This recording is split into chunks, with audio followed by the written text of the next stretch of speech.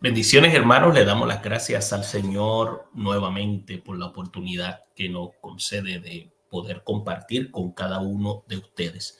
Y continuamos con el estudio de Apocalipsis, y en esta ocasión nos vamos a concentrar todavía en el capítulo 12, pero estaremos tocando en esta ocasión los versículos 7 al 12, y si tenemos la oportunidad continuaremos tocando otros versículos más, en la cual todavía queda algunos asuntos por atender. Por lo tanto, es importante que cada uno de ustedes tenga su libreta de notas y también pueda formular preguntas durante el proceso de este análisis que estaremos haciendo de este capítulo 12. Y sobre todo, el objetivo principal es que podamos ser informados, edificados para la gloria del Señor, y a la misma vez poder comprender lo que Dios tiene revelado para la iglesia. Hemos señalado, y incluso desde el principio de este estudio, que el libro de Apocalipsis constituye ser un libro de esperanza.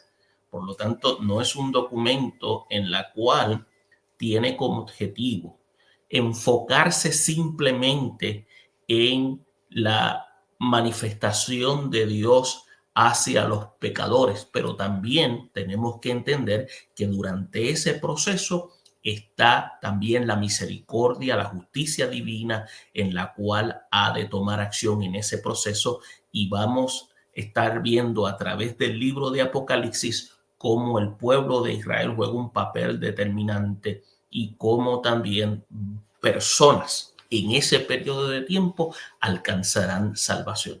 Pero la idea central constituye ser que es un libro de esperanza. Vamos entonces a hacer lectura de los versículos que nos quedan, y en este caso, en esta ocasión, de los que vamos a discutir en estos momentos, del versículo 7 al 2. Puedes buscar en sus Biblias en el capítulo 12, versículos 7 al 12, en la cual dice de la siguiente manera, dice: después hubo una gran batalla en el cielo. Miguel y sus ángeles luchaban contra el dragón, y luchaban el dragón y sus ángeles, pero no prevalecieron, ni se halló ya lugar para ellos en el cielo, y fue lanzado fuera el dragón, la serpiente antigua, que se llama Diablo y Satanás, el cual engaña al mundo entero. Fue arrojado a la tierra, y sus ángeles fueron arrojados con él. Entonces oí una gran voz en el cielo que decía: ahora ha venido la salvación, el poder y el reino de nuestro Dios, y la autoridad de su Cristo, porque ha sido lanzado fuera el acusador de nuestros hermanos, el que los acusaba delante de nuestro Dios día y noche, y ellos le han vencido por medio de la sangre del Cordero y de la palabra del testimonio de ellos, y menospreciaron sus vidas hasta la muerte. Por lo cual, alegraos, y los que moráis en ellos. Ay de los moradores de la tierra y del mar, porque el diablo ha descendido a vosotros con gran ira, sabiendo que el tiempo que tiene, mejor dicho, que tiene poco tiempo. Interesante lo que la lectura señala, y es ahí en donde vamos a estar concentrados, y vamos a presentarles a ustedes una serie de aspectos con relación a lo que indican estos párrafos. Triunfo de Miguel sobre el dragón, y vamos a ver primero, el segundo desalojo de Satanás, y vamos a hablar sobre la angustia en la tierra por la caída de Satanás, mejor dicho. Y es importante entonces que trabajemos cuidadosamente estos versículos. Y tenemos que entonces reconocer cuán importante es identificar lo que está ocurriendo aquí. Ya pudimos hablar en cuanto a la mujer, su hijo y el dragón, y vamos ahora a entrar a este interesante detalle. Muchos piensan que es lo que se conoce más bien como un reportaje de la batalla entre el ángel Miguel, que, como nosotros sabemos, es el capitán de los ángeles de Dios que están especialmente en la concerniente al pueblo de Israel son los que se conocen, algunos le llaman el ángel belicoso, ¿no? Como habla Daniel en el capítulo 10, versículo 13. Y también se habla de Satanás el dragón.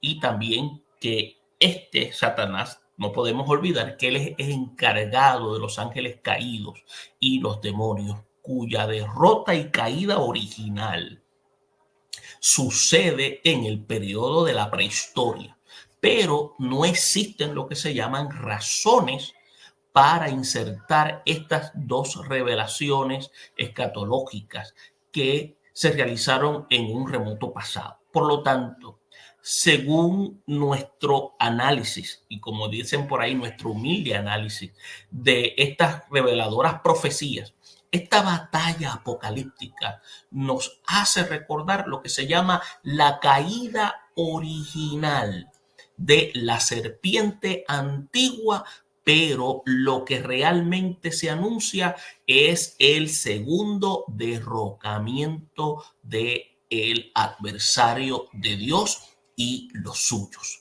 Es por eso que la primera vez que cae, usted y yo sabemos que cae del cielo de Dios a las regiones abismales.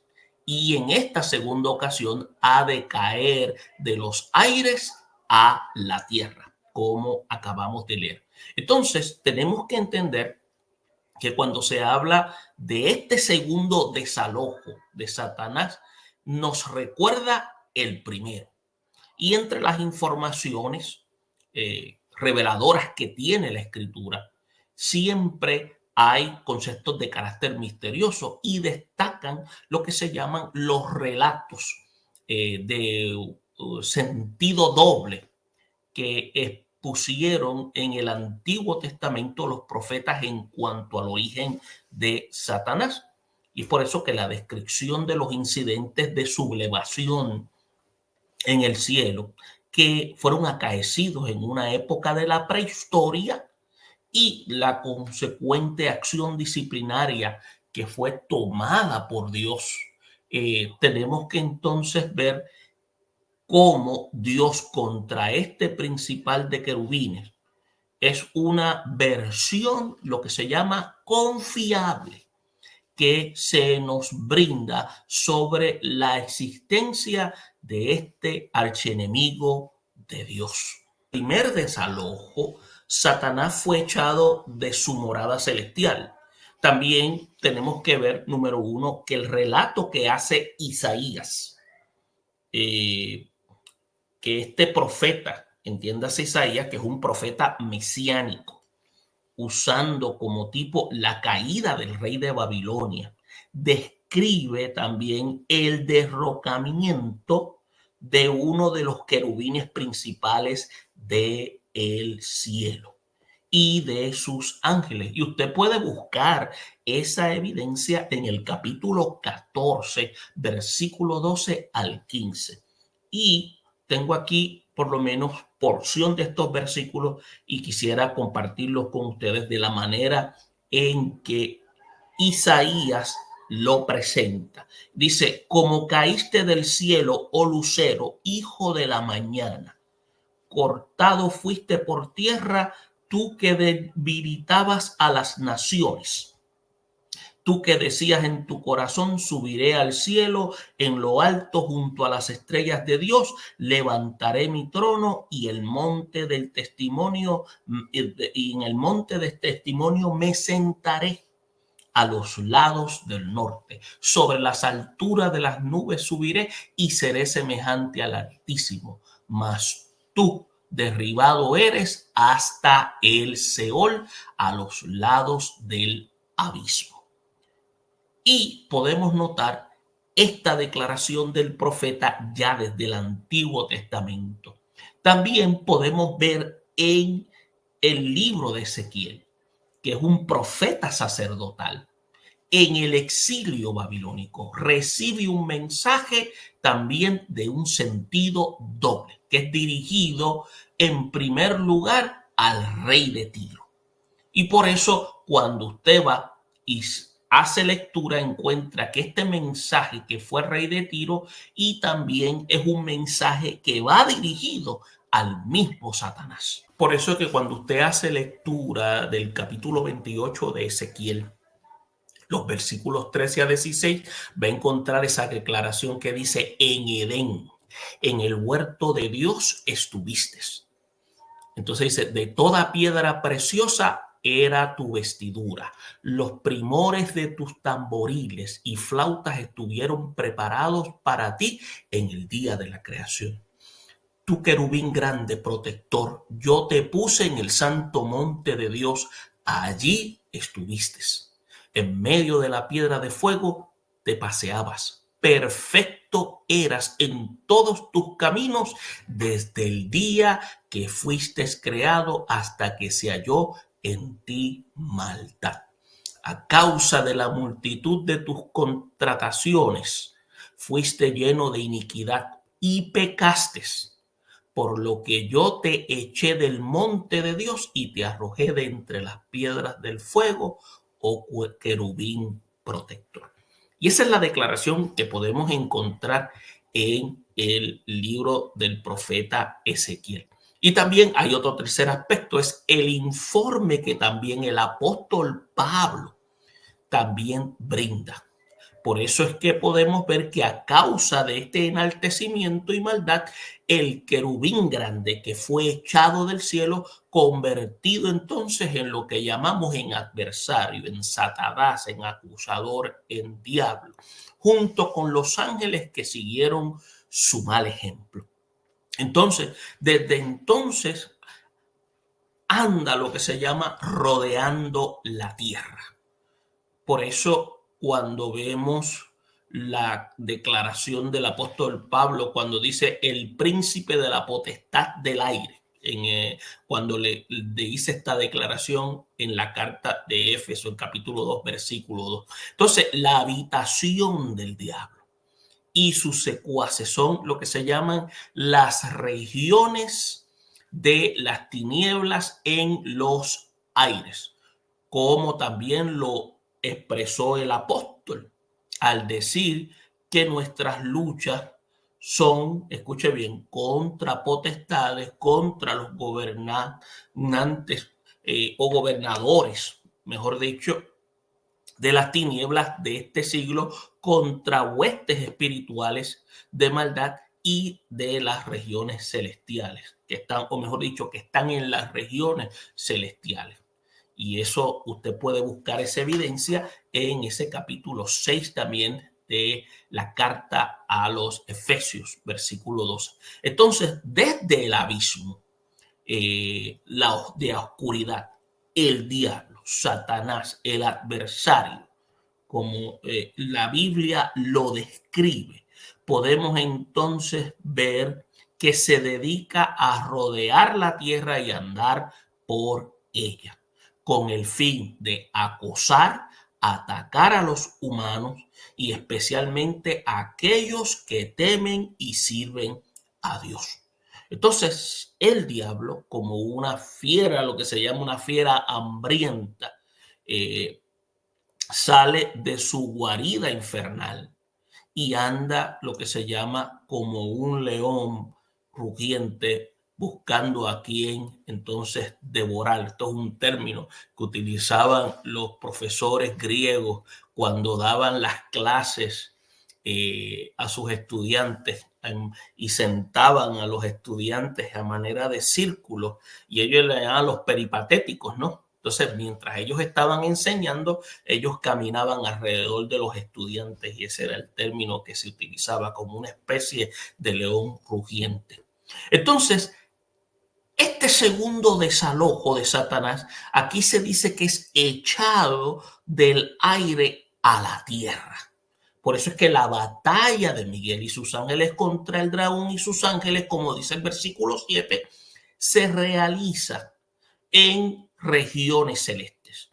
Y si lo decimos en un término futuro, se ha de realizar en regiones celestes. Entonces, el mundo de los espíritus, conocido también como el segundo cielo, es también el área que se convertirá en la arena donde se encuentra Satanás. Entonces, la promesa divina que aparece en Isaías, capítulos 66, versículo 22, donde dice, de cielos nuevos y tierra nueva.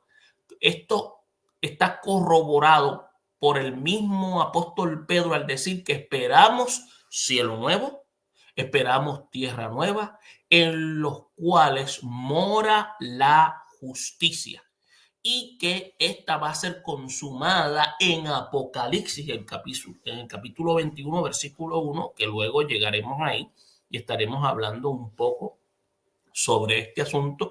Entonces, cuando Juan, el que está en Patmos, vio un cielo nuevo y una tierra nueva, empieza lo que se llama a cumplirse lo que se conoce como un desalojo violento. Entonces, las huestes espirituales de maldad van a ser expulsadas de las regiones celestes. Entonces, Juan se le hizo saber claramente que el dragón y sus ángeles no prevalecieron. Por eso es que cuando se utiliza la frase que no prevalecieron, como dice la escritura, el dragón se halló lugar en el cielo y fue lanzado fuera. La serpiente antigua que se llama diablo, que se llama Satanás. Entonces, ¿a qué se dedica? A engañar al mundo entero. Por eso es que se dice que es arrojado a la tierra y sus ángeles fueron también arrojados con él. Ahora, por un periodo de tiempo corto, tenemos que ver que Satanás va a estar haciendo estragos en la tierra, de lo cual ha de sufrir lo que se conoce como su tercera derrota. Entonces va a ser atado en cadenas, va a ser aprisionado por un periodo de 1000 años. Entonces, en su cuarto y último desalojo, escuche bien, Satanás será echado de su prisión infernal al lago de fuego, como lo declara el evangelista Mateo en su escrito en el capítulo 25, versículo 41.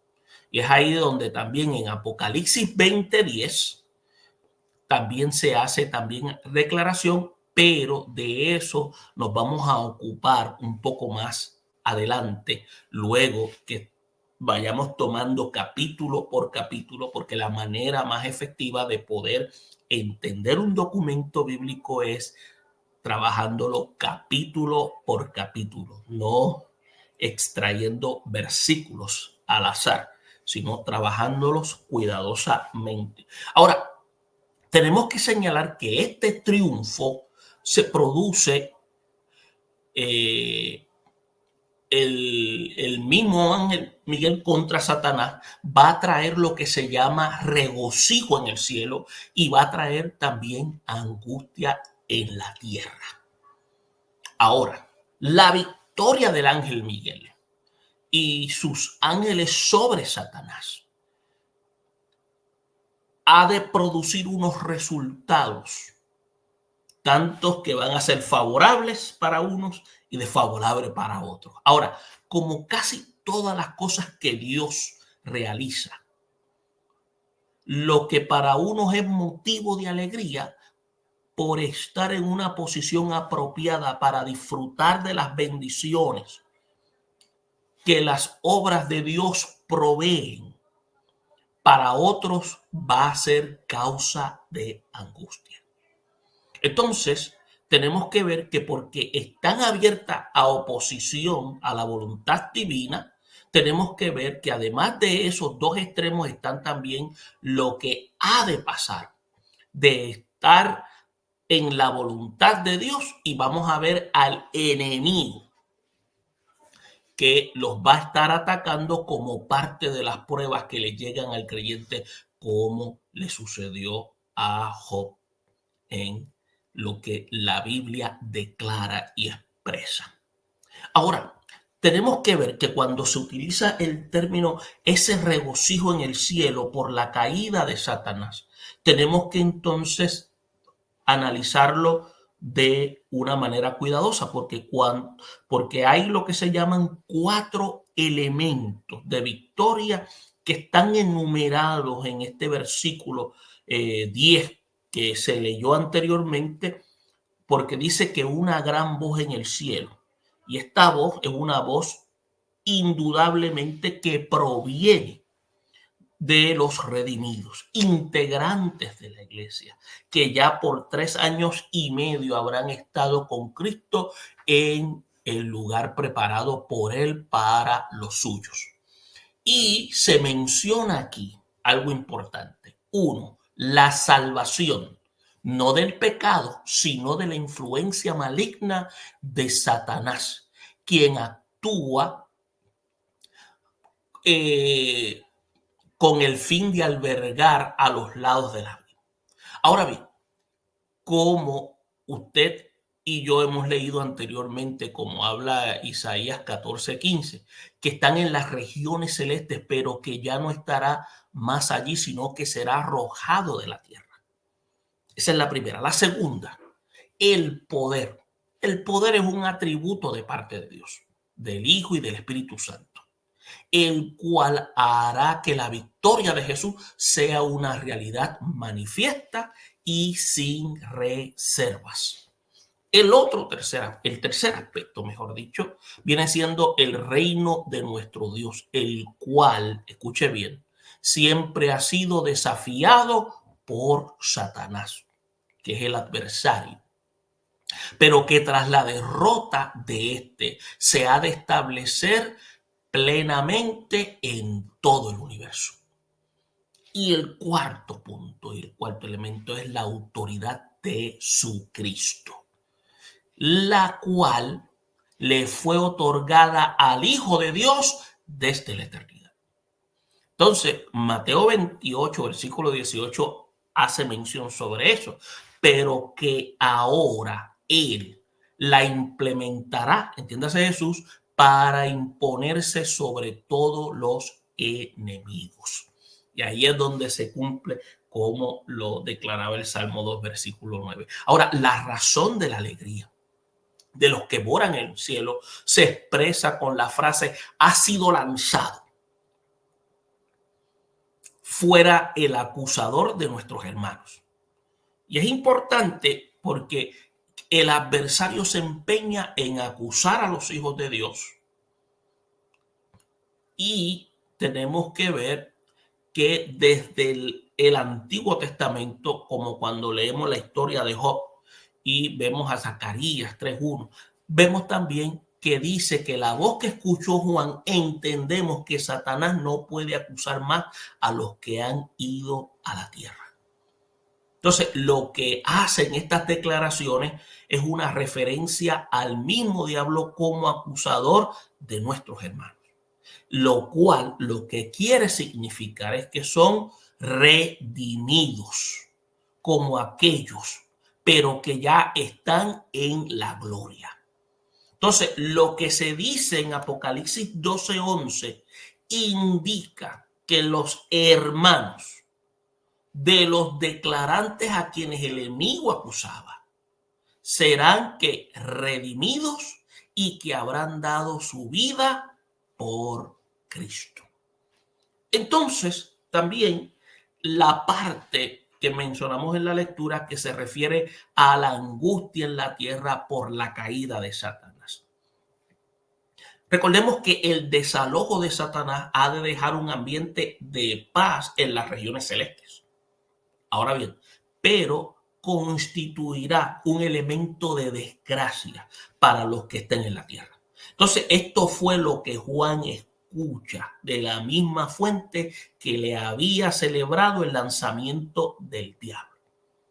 Por eso es que la expresión que dice en el versículo 12, ay de los moradores de la tierra y del mar, porque el diablo ha descendido a vosotros con gran ira, sabiendo que tiene poco tiempo. Entonces, mientras en el cielo el diablo se ocupa en acusar a los cristianos delante de Dios, aunque hay versiones de que el término Satanás en el Antiguo Testamento, y yo me inclino a ella, es que en el hebreo ese Satanás era el término que aparece en el griego, perdón, en el hebreo es Hasatan, que es lo que se conoce como un ángel acusador. Y luego estaremos hablando con relación a ello cuando estudiemos el libro de Job. Ahora, pero en este punto vemos que mientras el cielo, el diablo, como habíamos indicado, se ocupa de acusar a los cristianos delante de Dios, cuando éste sea arrojado a la tierra durante los últimos 3 años y medio de la gran tribulación, su táctica ha de cambiar y va a consistir en atacar de manera despiadada al pueblo de Dios, entiendas Israel. Y de acuerdo con la revelación de la última parte del versículo 12, Satanás va a actuar con una ira porque estará consciente de que el tiempo de su encarcelamiento está cercano. Entonces, de acuerdo con la visión posterior que tuvo Juan, es importante mencionar que cuando este periodo de furia, este periodo de agresión haya llegado a su punto final, un ángel ha de descender del cielo, trayendo, dice, consigo las llaves del abismo y una cadena con la cual atará al diablo en el abismo por 1000 años. Y esto es crucial porque esta expresión, esta declaración aquí, es para que nosotros entendamos de que Satanás no tiene un poder que está al nivel del Todopoderoso, sino que el que tiene todo el control, que el que tiene toda la autoridad, todo el poder es el mismo Dios. Entonces, es importante que nosotros entendamos este aspecto tan crucial.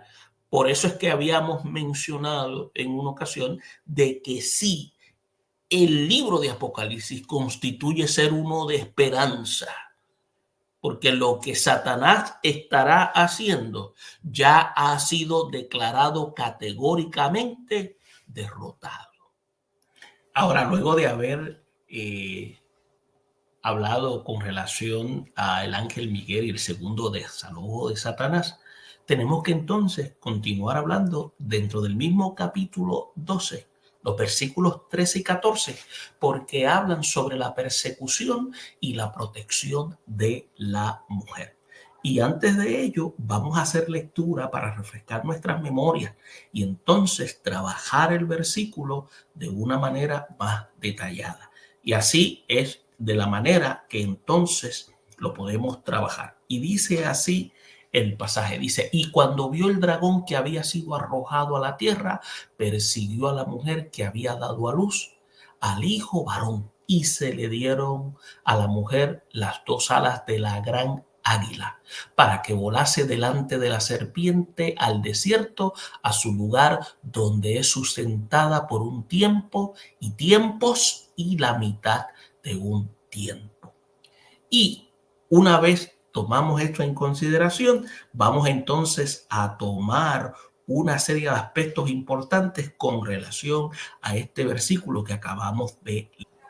Ahora, ¿qué aspecto vamos a tomar en consideración en esta lectura? Pues fíjese, vamos a tomar en consideración lo que se conoce más bien como la persecución satánica contra Israel de los últimos días, como también lo que se menciona en el pasaje cuando habla de Dios va a tratar de nuevo con Israel como nación, y vamos a ver la protección divina para Israel en tiempos de apuro.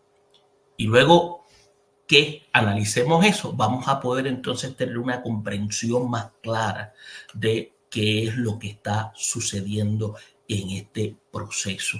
Y es por eso que cuando trabajamos este versículo nos llama mucho la atención, porque dice que algunos no ven aquí una persecución contra Israel.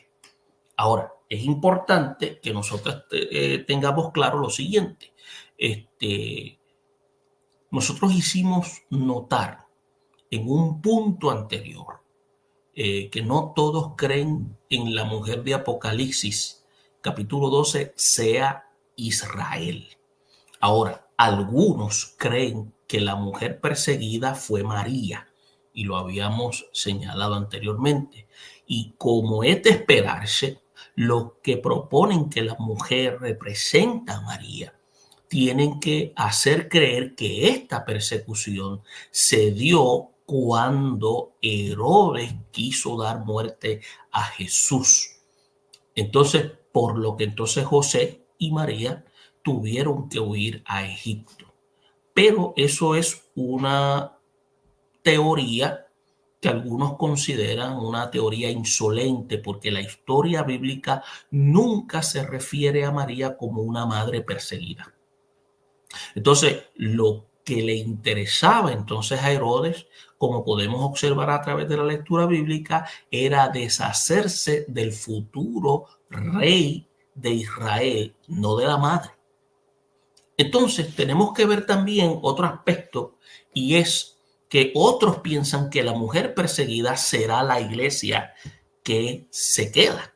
Entonces, los que opinan que el hijo varón es la iglesia que será arrebatada, enseñan que la mujer perseguida será la iglesia infiel, que está compuesta por creyentes que no estaban preparados para el arrebatamiento.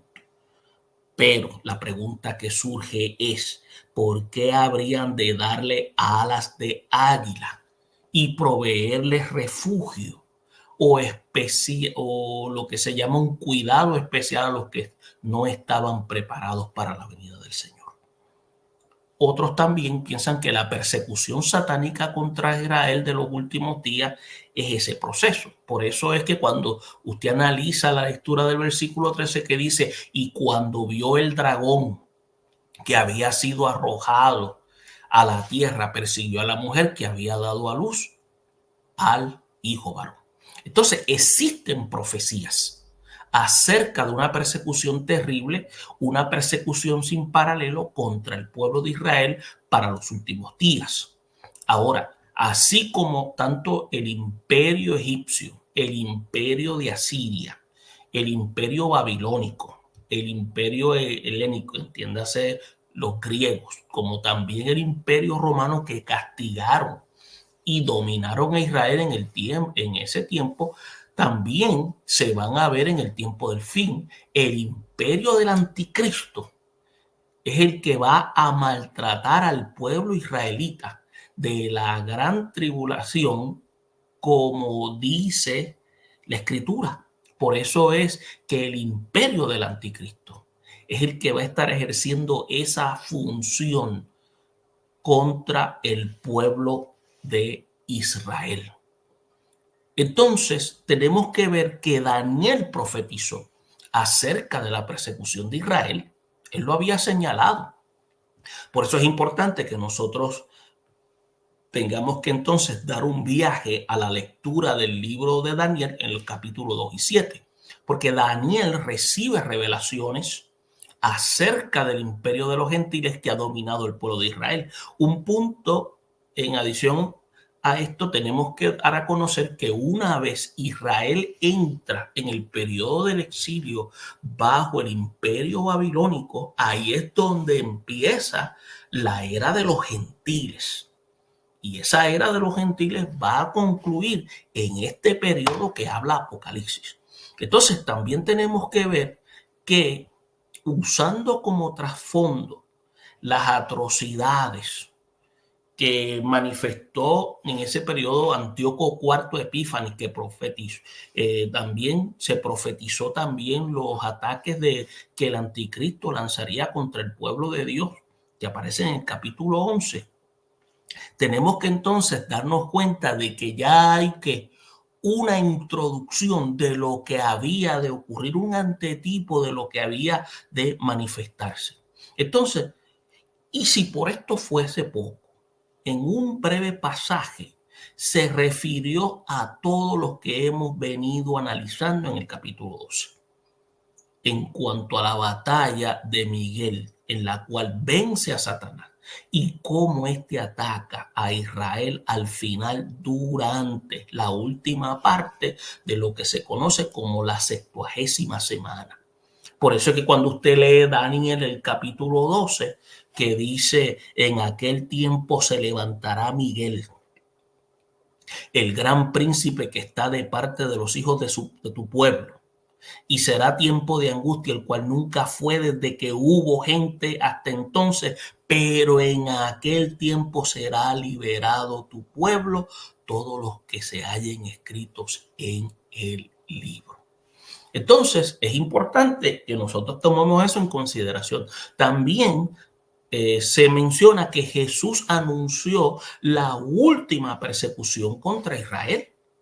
Por eso es que en el sermón apocalíptico, usando como trasfondo la invasión romana, en la cual se llevó a cabo en el año 70 después de Cristo, el Señor se refirió a la persecución de los judíos por Satanás y las fuerzas del anticristo.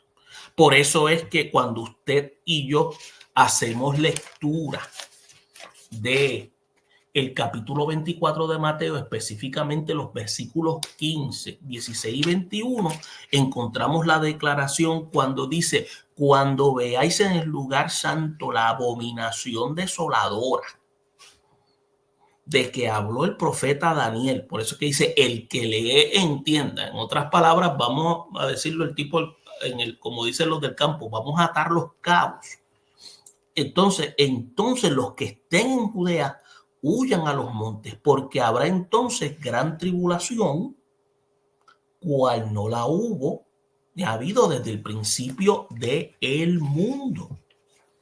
Entonces, hasta ahora ni la habrá. Entonces, estas palabras del mismo Jesús indican de forma clara que las atrocidades de Satanás se realizarán contra los judíos y sobrepasarán todos los que sus enemigos han hecho anteriormente, desde los egipcios, desde el tiempo de Moisés, hasta los musulmanes de hoy. Entonces, tenemos que ver que todo esto han hecho y se ha manifestado contra el pueblo de Israel, pero lo que va a ocurrir en este periodo va a ser a un nivel que va a superar, mejor dicho. Entonces, tenemos que ver la inmensa misericordia y sus inquebrantables promesas de parte de Dios de proteger la estirpe de Abraham y salvar a todos los que esperan en él en ese periodo. Ahora, tenemos que tener claro que Dios va a empezar a tratar nuevamente con el pueblo de Israel. Y en esta ocasión vamos a ver que el trato es un trato en la cual tiene como propósito, ¿cómo podríamos explicarlo? El propósito es para proveer y utilizar todos los medios necesarios para que el pueblo, entiéndase la nación de Israel, regrese y se pueda tornar a Dios. Es por eso que Dios está reuniendo a su pueblo por última vez con un propósito definido. Y para ello, como habíamos indicado, está proveyendo y utilizando los medios necesarios. Entonces, el pueblo de Israel, también que se conocen como los judíos, están regresando a la tierra desde todos los confines de la tierra, a donde entonces fueron a establecerse con motivo de la dispersión o también lo que se conocía como la diáspora. Ahora, cuando vamos al marco histórico, tenemos que entender que la tierra de Palestina, hasta el siglo XVIII, por lo menos, tenemos que ver que entonces los romanos, cuando destruyen Jerusalén en el año 70, no fue sino hasta el 135, cuando Israel prácticamente según los historiadores dicen que deja de existir, deja de escucharse como nación. Entonces, desde entonces la tierra de Palestina ha sido lo que se llama ocupada, dominada por fuerzas extranjeras. Y cuando decimos tierra de Palestina es porque Ariano le cambió el nombre. Entonces también tenemos que ver que luego de los romanos llegan los bizantinos, que le dieron una apariencia religiosa a la construcción de los templos y los monumentos católicos. Luego llegan los musulmanes y se apoderan de ello luego en el siglo VII y construyeron en Jerusalén la mezquita islámica de la Cúpula de la Roca. Entonces, con la cual viene entonces a construirse en la Ciudad Santa. Entonces hay tres religiones principales. Está el judaísmo, está el cristianismo y está el islam.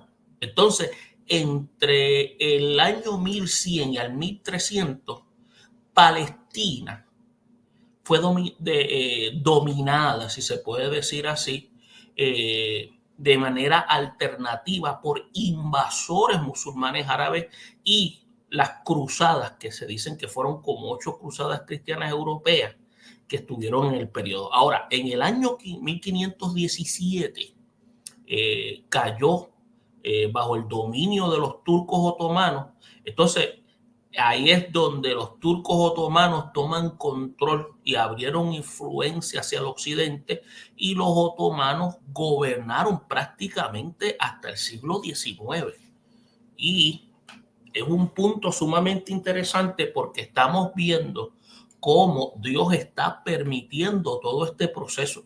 También hay que tener claro que Israel, desde el inicio del movimiento sionista, porque entiendas, el sionismo es el movimiento que ha impulsado el regreso de los judíos a la tierra de Israel y han luchado por la formación de un Estado moderno israelí en Palestina. Por eso es que en el 1882 se estableció lo que se conoce como la primera colonia sionista en la tierra de Palestina. Entonces, en el 1917 la declararon como esa parte de color, y entonces en el 1917, en lo que se conoce como la Declaración de Balfour, dio a conocer el respaldo de Inglaterra para la fundación de una patria judía en Palestina. Pero eso se quedó prácticamente en el aire porque los ingleses ocuparon Palestina en el 1918. Entonces, eso favoreció a la repatriación de muchos judíos, pero en los años 30, años 40, la persecución, el holocausto dirigido por Adolfo Hitler aceleró lo que se llama el regreso del pueblo hebreo a la tierra de Israel. Entonces, después de la Segunda Guerra Mundial, Estados Unidos lanza la iniciativa de que se estableciera un Estado sionista. Y es por eso que en el 1947 las Naciones Unidas votaron a favor de que Palestina fuese entonces dividida. Y es interesante que tengamos esto claro dentro del marco histórico, porque a veces pasamos por alto eventos históricos que también son parte de la forma en que Dios en su mano providencial está trabajando. Por otra parte, también tenemos que ver que Israel, que fue reconocido como nación específicamente el 14 de mayo de 1948, donde se establece oficialmente el Estado de Israel en tierra de Palestina. La reacción de los países árabes no se hizo esperar, por eso es que inmediatamente se levantaron en contra esta disposición y se inició una guerra entre Israel e Egipto, y Jordania, y Siria, y el Líbano, e inclusive Irak. Entonces, la victoria en esa ocasión estuvo al lado del pueblo israelí. Entonces, y ahí comenzó una época de victorias militares para esta nación que que resurge de manera milagrosa. Entonces, y tenemos que ver que alcanza otros triunfos, entiéndase como en el 1967, en el 1973 le permitieron entonces recuperar más territorios de manos de los egipcios y los palestinos. Luego en el 1982 los judíos invaden el Líbano para expulsar de allí a lo que se conocen como grupos guerrilleros palestinos, como lo había hecho también Josué casi 3.500 años atrás. Entonces, todo esto, si usted lo analiza, ha ido provocando lo que se conoce como la ira de los países árabes que no cesan de amenazar y atacar el pueblo de Israel. Y en cuanto a aquellos, también a los que lo apoyan. Por eso es que de ahí la atmósfera de guerra que se vive en esa región, de esa zona, ha originado lo que se llama confrontaciones políticas, militares, y ha perpetrado, mejor dicho, los actos más sangrientos de terrorismo. Entonces, estos actos de ataque violento se han extendido también al occidente con lo que azotó Estados Unidos, como todos conocemos, en septiembre 11 del 2001. Y también tenemos que ver que todo esto es por consecuencia a todo lo que se ha ido encadenándose dentro del periodo de lo que ha ido pasando el pueblo de Israel. Ahora, también hay unas condiciones en que se encuentra Israel en la actualidad, y es algo que tenemos que tener claro. Tenemos que ver que la población total de Israel, de acuerdo a muchos muchos datos estadísticos, se decía, ahora tiene que haber mucho más. Para el año 2000 ya se habían indicado que habían casi 6 millones de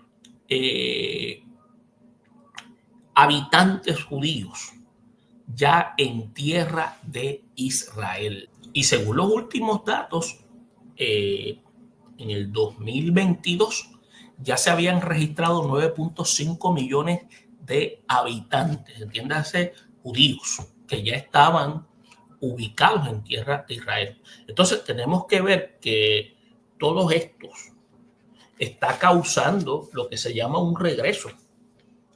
Quiere decir que el 80% son judíos, árabes un 20%. Entonces, ¿qué significa esto?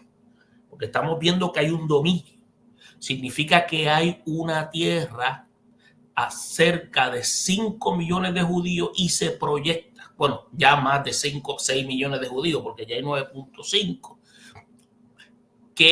en la cual se espera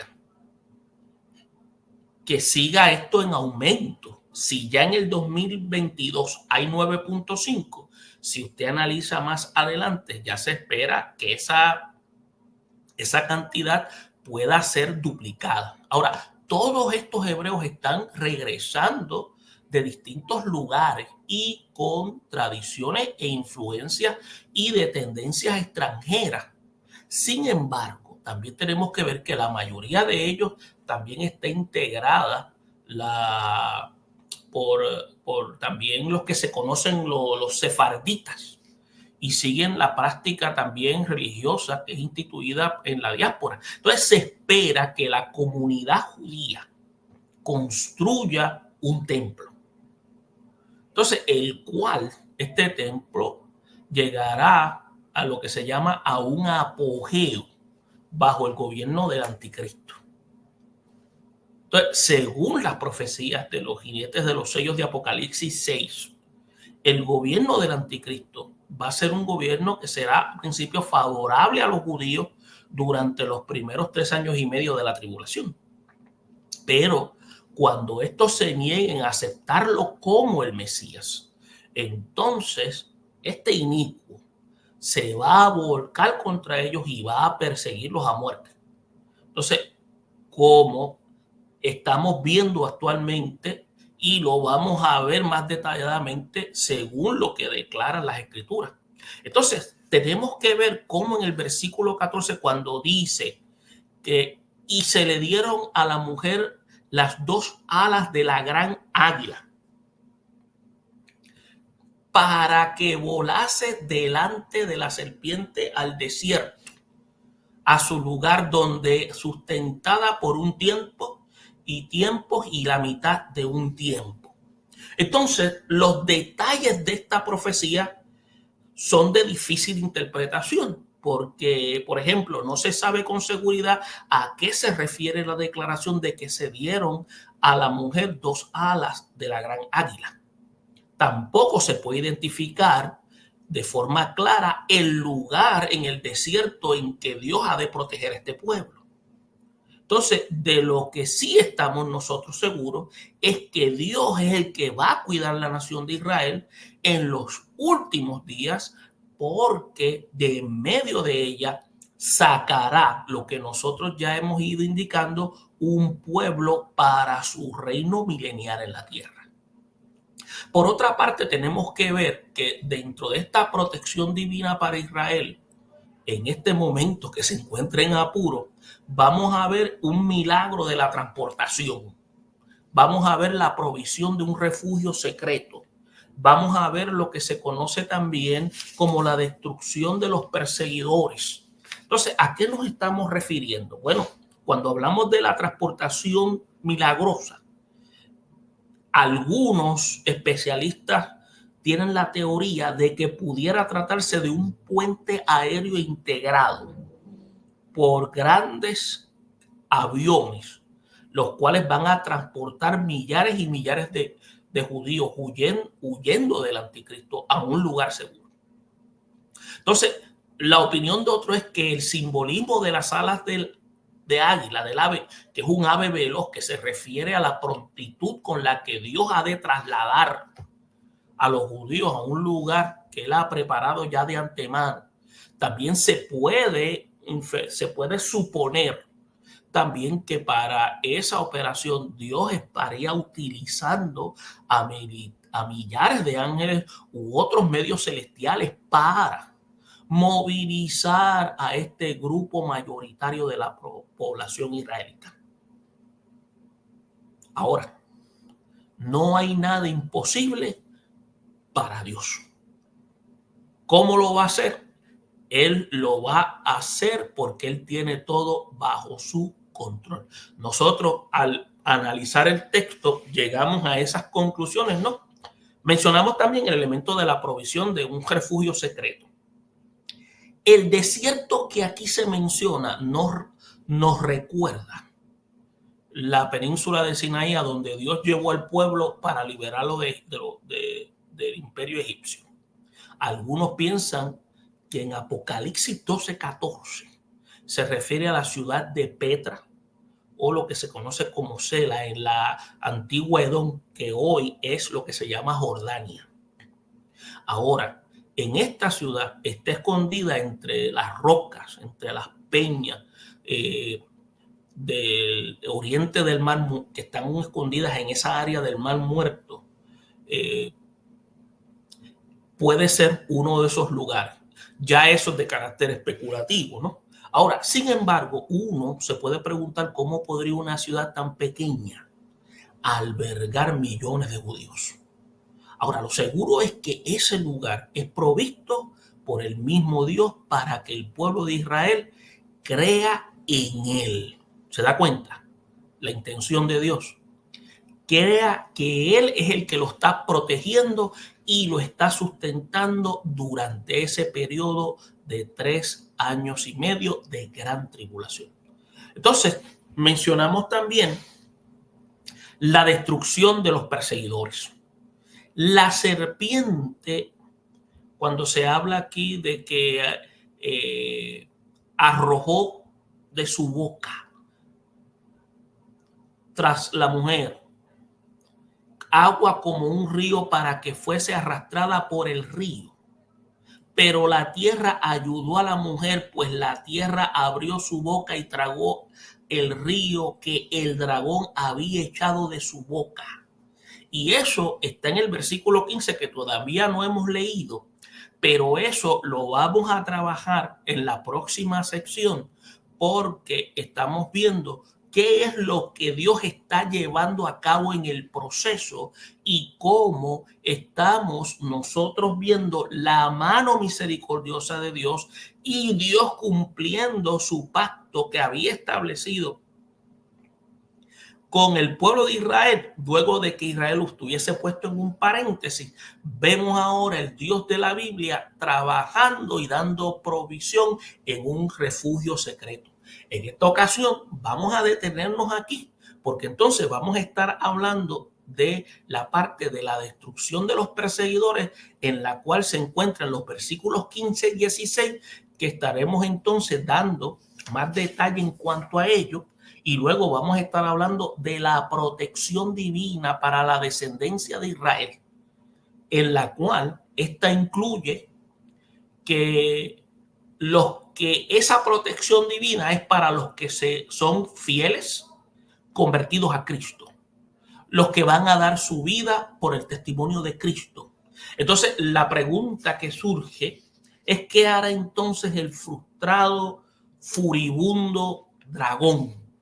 Entonces, ahí es entonces donde nosotros vamos entonces a poder indagar, seguir escudriñando para ver si podemos sacar más agua de qué es lo que el pasaje quiere decir. Y esperamos que esta información haya sido de ayuda y continúen ustedes compartiendo con nosotros en este interesante estudio. Bendiciones a todos.